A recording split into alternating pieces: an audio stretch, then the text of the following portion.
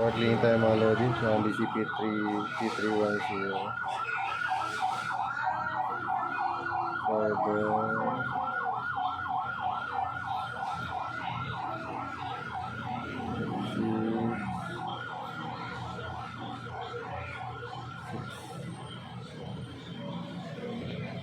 mga lalabas dapat yan iinit power ano yata power cleaning, then after nyan okay lang, then mono ayan, i-cleaning siya. Nakikita natin dito lalabas na yun ang ink dito ano.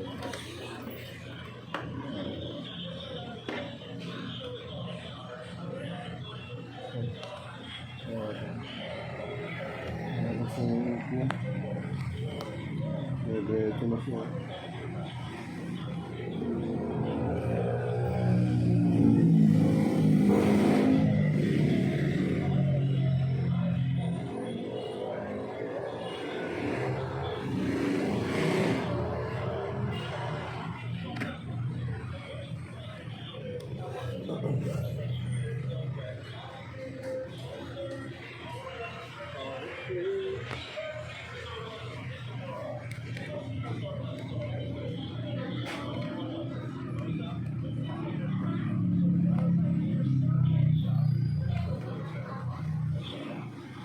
Tumatag siya.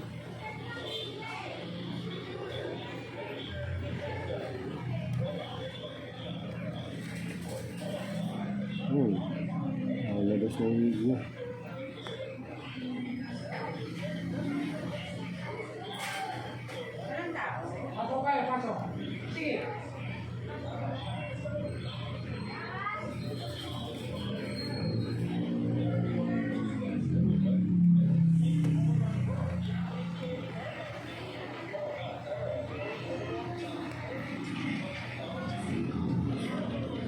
Lakas. Lakas yung mga lodi. Lakas yung maglabas ng ink. Ang dami nga nilalabas ng ink. Lakas yun. Kaya dapat mga lodi ano yan, malakas ng ink. Dapat yung ano daming laman. Kaya yun.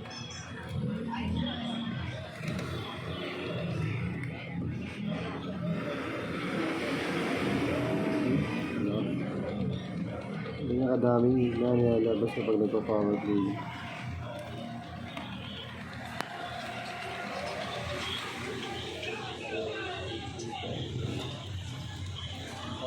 Medyo matagal ito, mga 5 minutes to 10 minutes. Kaya pupusin muna natin ito. Ayun, din natapos na natin yung ano, after 5 to 10 minutes. Try natin i-testing kung magiging okay siya. Nakaraan kasi mayroong konting ano, butas. So, check. Diba?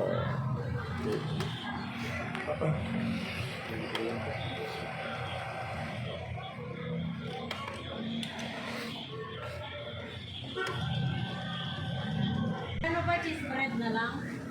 Oo.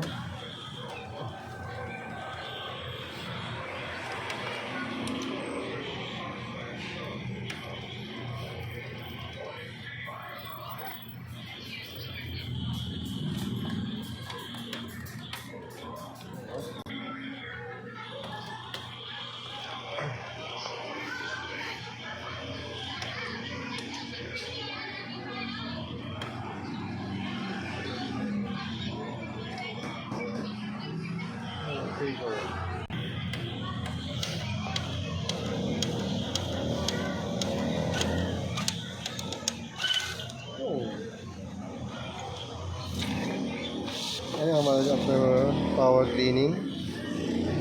Yung nangyari sa kanya ay ayun, may butas pa rin siya dito. And then dito. Ibig sabihin pampalit na rin pala talaga itong ano. Ito yung dati nyo. Talagang palit na rin talaga mga lodi yung printer nito. ng DCPT-310. Pagka ganun kasi, ang power cleaning ka na, hindi pa rin nawala siya. Hindi ko na talagang palitan ng printer. Pero pag ito, okay pa naman ito. Magagamit pa naman. Okay, kung nagustuhan yung video nito, please like and subscribe nyo lang. Bye-bye!